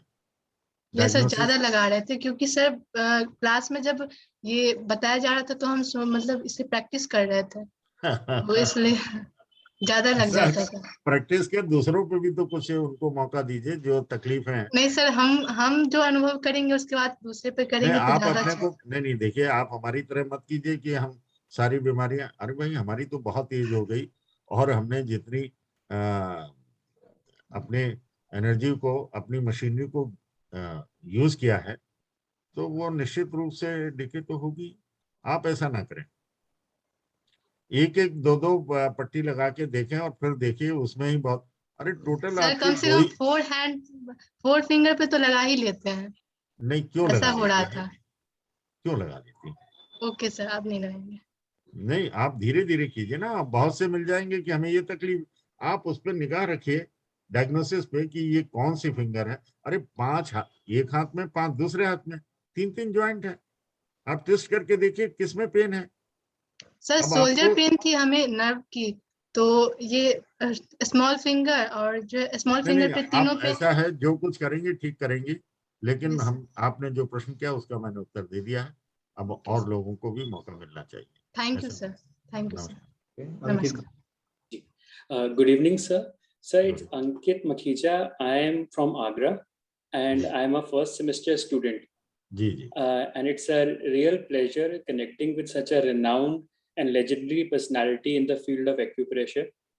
I'm feeling very happy मैं आपसे directly interact कर रहा हूँ, and I hope मेरा question, मतलब I find it very lot of courage to ask you a question. So basically my question is, plastic जो has been a part of our life from last few years. So plastic जो पहले बहुत time नहीं था, plastic हर चीज में आ गया है, be it utensils, be it our clothing, lot of things. तो ये plastic, how plastic impacts our wellness and what things that we can do to reduce the impact of it in our life. एक बात बताइए साहब, Yes. आज कोई ऐसी चीज है ही नहीं जो कि हमें फायदा कर रही हो। Yes. तो हमारा ये कहना है कि आप उसको जितना अधिक से अधिक यूज, कम से कम यूज में लाएं। एल्यूमिनियम के बर्तनों को बिल्कुल यूज ना करें। Okay. और ऐसे पात्रों को यूज करें जो कम से कम नेचुरल सिस्टम के हों, नेचर को। अब आप देखिए, इसके लिए मैं क्या बता, कि आप पहली बात तो 2 काम करना पड़ेगा कि आप ऐसी चीजों का कम से कम यूज करें, और दूसरा उसकी साइड इफेक्ट को खत्म करने के लिए बोथ एसएफ के कफ फेरिंग्स में क्लस्टर मैग्नेट लगाएं। Okay. ये उसके इफेक्ट को, जो उसके टॉक्सिसिटी है, उसको बहुत कम कर देते हैं। तीसरी बात मैं कहना चाह रहा हूं, आप मुझे भूत प्रेत ना समझें। आपको दुस्साहस साहस ऐसी बातें कहने की आवश्यकता नहीं है, और ना ही मैं कोई ऐसी पर्सनैलिटी हूं। एक साधारण आपके, और मैं किसी को, मेरा एक नियम है कि मेरे आप सब सहयोगी हैं, और इस कारवा में खेमका जी के इस आंदोलन में हम जितना भी योगदान देंगे वैश्विक और वसुधैव कुटुंबकम के लिए बहुत महत्वपूर्ण है। आप अपने घर परिवार और मैं आप सबके मंगल, स्वास्थ्य और पूर्णतया प्रत्येक प्रकार से मांगलिक कामना करता हूँ। और ये बस ये देखिए, जो समय जिसमें दिया है, आप अगर दिन भर फोन करेंगे या तो मेरी मजबूरी है, वहां ना मैं पर्सन हूँ ना पर्सनैलिटी, लेकिन यहाँ पर और इस प्रकार से अनेक जितने भी इंटरेक्शन क्लासेस होंगे और भी बहुत से हैं। मैं तो आपसे निवेदन करूंगा कि आप लोग जितने भी कैप्सूल कोर्स हैं उनमें एक ऐसी चीज पाएंगे कि आपको आश्चर्य होगा कि हार्ट का इलाज केवल NCH 3-4 पर मेथी लगा के आप कर सकते हैं, और नहीं तो 2-4-5 सेडेट 3-7, और आपके जितने भी पेन है, यानी आपके डायफ्राम से नीचे के पेन, यानी आपके पेल्विक से नीचे के पेन, पैर के NCH पे और हाथ के उसमें लगाएंगे, ऐसा जादुई आपको जो है और मैजिकल रिस्पांस होगा जिसकी आप कल्पना नहीं कर सकते। जिनसे कोई प्रोटोकॉल सफल ना हो तो NCH, उसके लिए हम बाद में आपको बताएंगे ऐसा क्यों, क्योंकि हर बात के पीछे बहुत बड़ी बात होती है, और ये रिसर्च और गवेषणा और शुरू से आखिर तक जो किताबों में बहुत सहज ढंग से दिया गया है, लेकिन ये अत्यंत महत्वपूर्ण। Next. Thank you so much. Thank you. Sausen Akhtar ji. हाँ, पूछिएगा सवाल। सर मैं उत्तराखंड नेतल सौसेन अख्तर बोल रही हूँ। हाँ मैडम बोलिए। एक कंडीशन, एक पेशेंट की आपकी आवाज टूट रही है। हेलो, हेलो, आपकी आवाज टूट रही है। आवाज नहीं आ रही है सौसेन जी। कल्पना सुंदर जी पूछिएगा। हाँ नमस्ते सर। नमस्कार सर, स्लीपलेसनेस के लिए आपने प्रोटोकॉल बताया, लेकिन कौन सा फिंगर में डालना है सर वो? हाँ हाँ, ऐसा है बहुत नहीं, लेफ्ट IF के वाद जॉइंट में 7 sedate 8 pound. Sir phrenic nerve का ट्रीटमेंट क्या है सर? उसको सर फ्रेनिक नर्व का ट्रीटमेंट, हाँ हाँ हाँ, उनको क्या बोलते हैं, हाँ बेल्चिंग हो रहा है सर उसको। हाँ, वो बोल रहा है कि C3 C4 C5 में कुछ प्रॉब्लम हुआ है, इसलिए ये बेल्चिंग हो रहा है बोल रहा है। बिल्कुल सही बोला है। हाँ। उसमें जो है NCH 5 में NCH 5 वेट NCH 8 हाँ सर, में 2-4-5 sedate 3-7 tone. 4-5 sedate 3-7 tone. Okay sir, और इसी इसको आप फिंगर में सुनिए सर? सुनिए इसको, हाँ बस इसको आप हमें फीडबैक नेक्स्ट क्लास में जरूर दीजिएगा। हाँ सर, जरूर ये सर। हाँ, क्या नाम है आपका? मैडम कल्पना है सर, कल्पना। कहाँ से? बैंगलोर से सर। हाँ, Ishan, Bangalore Ishan. Ji. Thank you sir. Okay, Neelam ji, Neelam Bubna ji. नमस्ते सर। हाँ नमस्कार मैडम, नमस्कार।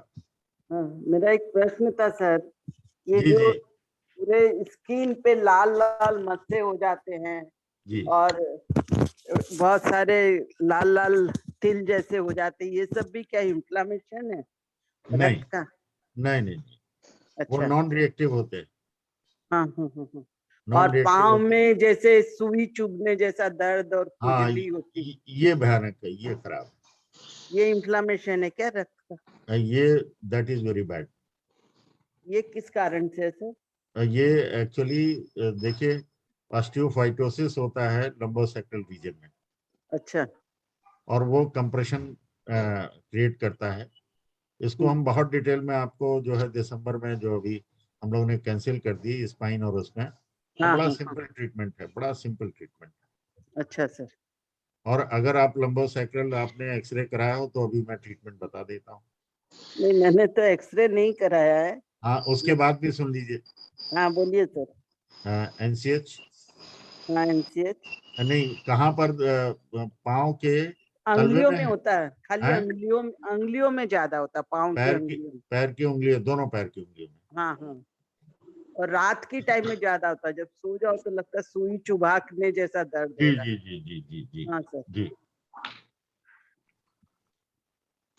हाँ बोलिए ये सर। होगा, हाँ ये होगा हाँ लेफ्ट रिंग फिंगर के हाँ। 012 स्पाइरल में 012 स्पाइरल 245 374। 245 ये डी जनरेशन डिजीज है क्या? हाँ, देखिए ऐसा, मैं आपको अभी आज जो है मैंने हाँ केवल 20% बात बताई है। हाँ सर। डी जनरेटिव पहली स्टेज, देखिए ये आपस में सिस और आइटिस आपस में ये सिम्टम को पैदा करते हैं, और अंदर ही अंदर उसके सेल की जो डैमेज होता है, हाँ सर। और वो कंप्रेशन पैदा करके नर्व की, जैसे आप देखते होंगे कि आपने सुना होगा कहीं बिजली गिरी और एक हाँ कार पे गिरी, ऊपर से आकाश से गिरी, हाँ हाँ आग तो होती नहीं, हाँ लेकिन पूरी की पूरी कार भस्म हो गई। हाँ हाँ तो इसी तरीके से नर्व का जब कंप्रेशन होता है तो उसमें वोल्टेज जो हमारा ब्लड का, सॉरी, नर्व का है, वो इतना पियर्सिंग होता है, इतना टीजिंग होता है कि केवल दर्द नहीं बल्कि वहां का टेम्परेचर रेज कर देता है, फायरिंग होने लगती है, चुभन होने लगती है, और फिर उसे सबसाइड भी आप कर सकते हैं। मतलब ये लंबर सेक्रल से आ रहा है ये प्रॉब्लम? जी जी। और दूसरा इसमें सबसे बड़ी बात यह है, आपके मतलब पैर की किसी भी जॉइंट के किसी भी हिस्से में फायरिंग हो सकती है। अच्छा। और ये मैनेज भी हो जाता है।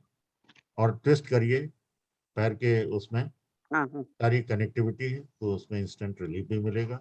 फिर और देखिए, एनसीएच पे, उसी एनसीएच पे ये? हाँ जी जी जी, मेथी लगाइए और दबाइए, आपको मैनेज होगा। ठीक है सर। लेकिन हाँ सर। आपके खान पान पे कि हमारा हमने कहा ना कि 7-8 घंटे बाद आपको ये एहसास हुआ कि आपने जो खाया था बहुत प्यार से, बहुत वो धीरे से नहीं वो सर, मेरा बहुत बहुत ही हल्का खाती हूँ मैं, बाहर बार कहीं नहीं खाती मैं बहुत। तो ये डिजेनरेटिव एज फैक्टर है ना, कोई खास ये बात। वो यूट्रस निकला हुआ है ना सर, 25-30 साल हाँ, पहले। कोई खास बात नहीं है। तो हाँ। उसमें बहुत मिडिल फिंगर कप जॉइंट में भी 145 से 3684 ये जरूरी है लगाना। बोथ मिडिल फिंगर में? हाँ, वन, एक बार प्रोटोकॉल बोलिएगा सर। 145 से 8। देखिए ऐसा है, केस मैनुअल मंगा लिए, इसमें पूरा भरे हुए हैं इस प्रकार के। अच्छा। और अभी आपको मैं एक बात बता दूं, ऑनलाइन का हमारा निकला है, हाँ जो पिछले 1 साल के जो लेटेस्ट और कम से कम पॉइंट पे ज्यादा से ज्यादा जिन्हें हाँ लोगों ने खूब घर में बैठ के लगाया है। और कोलकाता वाले में तो किरण जी हैं, सुनीता अग्रवाल जी हाँ हैं, हाँ, वो लोग सभी लोग का, सबका प्रोटोकॉल देखती हूँ सर मैं, सारा का मेरे पास आता। और कमलेश मैं जी है, आपको बता सबका दूं, प्रोटोकॉल आ जाता मेरे पास। और ब्रेन और इन सब के लिए तो मेरा कहने का मतलब है, मैं बता दे रहा हूँ पूरा, लेकिन उसको डायग्नोसिस पे आपको बड़ी सिंपल, जैसे आज हमने आपको पूरा घुमा फिरा के हाँ सर। बताया हाँ हाँ, बहुत कि अच्छा लगा सर, पित्त बहुत ही। जॉइंट में अभी ये इसीलिए हमने मतलब 10 to 20% बताया है। हाँ हाँ और सर। इसके बाद जिनको कैंसर होगा तो ये भी इलाज देना होगा, और कब हाँ जॉइंट में फर्स्ट आपने और तो क्या, रूट से शुरू किया तो एंड तो वहीं जाके होगा। और अंत में जो है कब जॉइंट पे दूसरा ट्रीटमेंट होगा और पित्त ज्वाइंट पे जस्ट रिवर्स होगा, अच्छा दोनों सर। उल्टे से। तो सर ये जो तिल और मस हो रहे हैं, माथे में भी इतने हो रहे हैं, वो क्या करना चाहिए उसको? ऐसा है कि वो बड़ा सिंपल ट्रीटमेंट है। इतनी कि खुजली भी इसको, है सर। हाँ हाँ नहीं, आप देखिए खुजली है तो पूरी आप एक तो देखिए कि केवल चेहरे पे है। चेहरे पे तो कम है, लेकिन गर्दन में, माथे में, पीठ में पूरा लाल रंग का ये तिल जिसको बोलते हैं, लाल तिल। हाँ मैं समझ रहा हूँ। हाँ उसमें खाज खुजली है कि नहीं, रिएक्टिव है कि नहीं? हाँ हाँ खुजली है। तो ऐसा है कि देखिए ये बैक पोर्शन जो है वो नर्व का है बहुत ज्यादा, हाँ हाँ और चेहरा जो है, और ये सब है रीजनल डायग्नोसिस पे 7-8 है।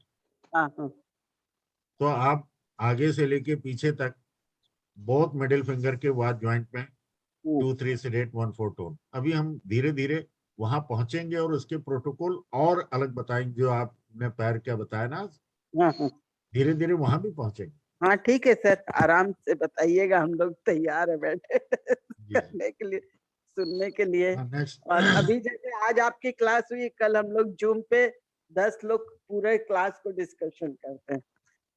सप्ताह में 3 दिन हम लोग जूम पे पूरा डिस्कशन बहुत करते अच्छा, बहुत अच्छा, हैं। वेल हाँ, डन। हाँ, हाँ, नमस्ते सर। हाँ, नमस्ते। हाँ सर जी, आपकी उस समय आवाज नहीं आ रही थी, अभी पूछिएगा। हाँ sir. Sir good evening sir, मैं सौसन अख्तर हल्द्वानी नैनीताल डिस्ट्रिक्ट से। मैं 4th सेमेस्टर कर चुकी हूँ सर। मुझे एक केस ऐसा आया है कि उनके गम से मल्टीपल एरिया से ब्लीडिंग हो रही है, कभी अपर दांतों से, कभी लोअर, लेफ्ट राइट, और कोई दवा काम नहीं कर रही है। उन्हें प्रोटोकॉल भी दिए थे, वो भी स्टॉप नहीं कर पा रहा है। क्या प्रोटोकॉल दिया था?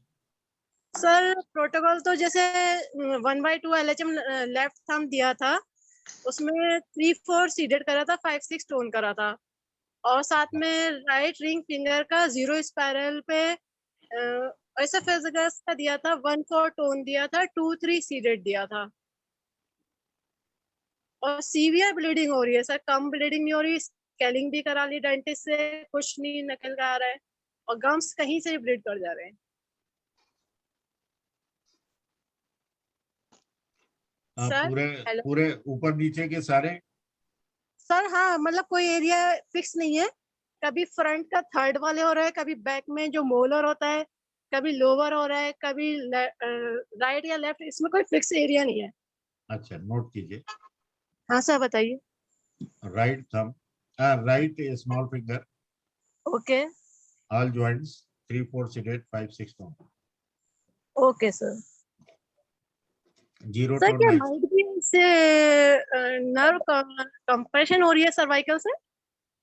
नहीं, आप अभी इसको, ये विजन जो है हाँ लेटेस्ट है, और ओके अभी कहीं किसी किताब और कहीं हमने इसको, ओके लेकिन इस पे बहुत चर्चा और बड़ा, आप, मैं ये चाहूंगा कि इसका फीडबैक जरूर दीजिएगा। Sir. Naturally sir, definitely sir, क्योंकि इतने डेंटिस्ट चेंज कर चुके, इतने पेस्ट चेंज कर चुके, कोई देखिए रिजल्ट नहीं। ऐसा है कि आपको हम प्रोटोकॉल चेंज करेंगे, हमें मत चेंज कर दीजिएगा। नहीं सर, डेंटिस्ट ये वाली प्रोटोकॉल वॉच जॉइंट था, अब देखिए, ऑल सुनिए जॉइंट। सुनिए, एक बात बता दें,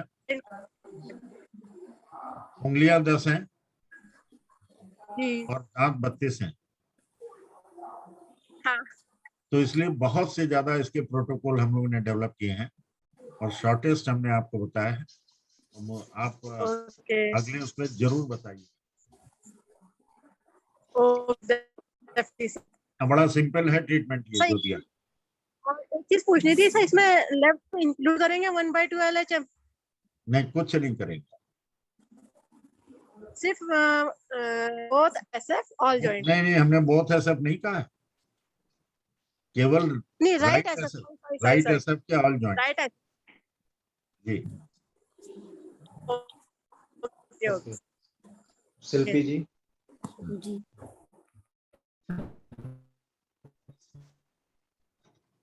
हाँ बोलिए। सर। बोलिए।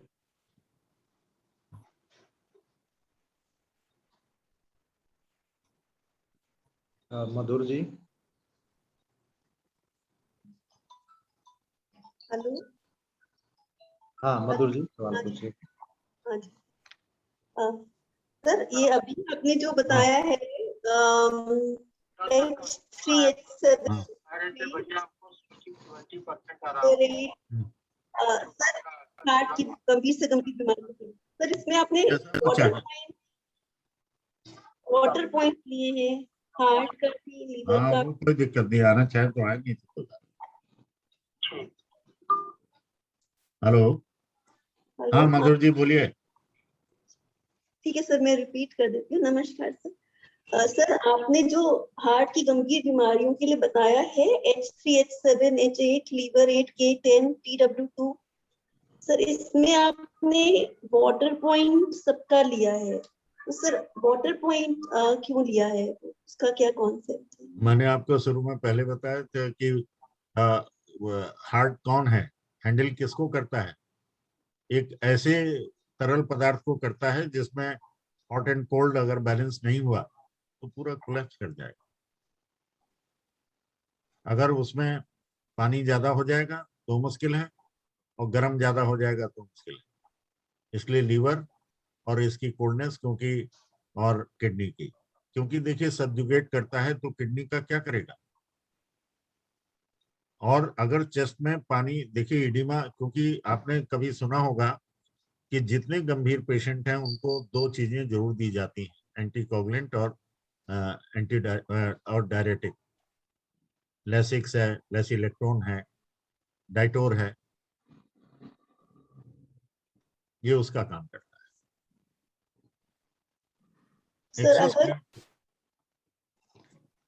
सर अगर किसी को ऑलरेडी ब्लड थिनर या डायरेटिक ऐसे दिया हुआ हो तब ये प्रोटोकॉल नहीं देना है, या इसमें कुछ चेंज होगा, ऐसा कुछ है? देखिए ऐसा समझिए, डॉक्टर अपना काम कर रहे हैं, आपके पास क्यों आया है पेशेंट जब उसे कोई फायदा नहीं। आपके पास पेशेंट तब आया है, वो तमाम रिपोर्ट लेके आया और अनेक प्रकार के जो है प्रोटोकॉल और दवाइयां खाने के बाद आया। तो मेडिसिन को बंद करने का हमारा कोई भी अधिकार नहीं। हाँ, आपके पॉइंट लगने से अगर 2-3 मिनट में उसे किसी भी प्रकार की एंजाइटी और रेस्टलेसनेस है तो इमीडिएटली विथड्रॉ करते हैं। लेकिन हमने मेथी और वो बताया है आपको, टोन सीडेट नहीं बताया, स्टार मैग्नेट या मेथी। Very very powerful points. यही नेक्स्ट क्वेश्चन था मेरा कि इसको आपने जो मेथी और स्टार मैग्नेट बताया है, तो इसको हम टोन एंड सीडेट में कन्वर्ट करके अगर ज्यादा पावरफुल बनाना चाहें तो वो किस सिचुएशन में करना है? ऐसा है कि इसको खेमका जी की किताबों में देखिए, आप इस पे प्रयोग करेंगे तो उचित मेरे विचार से नहीं रहेगा, क्योंकि ये एक एक पॉइंट बहुत ही हैवी है और मेथी और स्टार मैग्नेट भी मजे के काम करते हैं और खूब काम करते हैं। क्योंकि इस पूरे वर्कशॉप में बहुत से ऐसे लोग हैं जो कि टोन और सीडेट को अपनी उंगलियों का इस्तेमाल नहीं करते। मैंने ये देखा है कि इन्फ्लुएंस लेना कोई जानता नहीं और सीख नहीं रहा। इसलिए सदैव ये प्रयास होना चाहिए कि प्रभाव अधिक से अधिक मिले, और जहां पे भी हमारे परिणाम वैसे हैं वो उनको हम बिना हिचक आपको जरूर बताएंगे।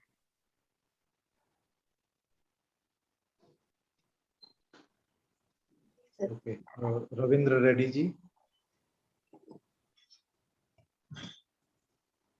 अनम्यूट कर लीजिए।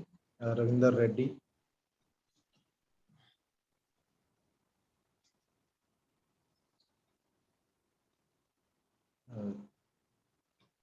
सर ये अनम्यूट नहीं कर पा रहे हैं, तो आज का सेशन सर कंप्लीट करें। हाँ बिल्कुल।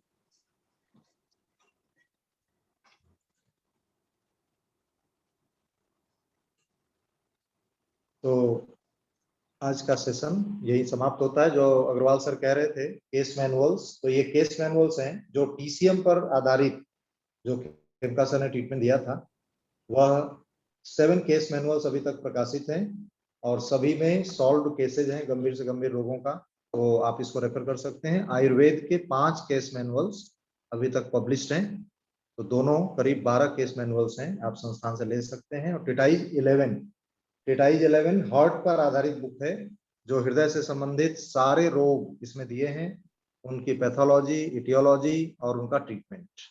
टिटाइज 11 हृदय संबंधित सारे रोगों के लिए आप रेफर कर सकते हैं। तो आज बुधवार की क्लास यही समाप्त करते हैं। आप सभी जुड़े, आप सभी का बहुत बहुत धन्यवाद और नमस्कार।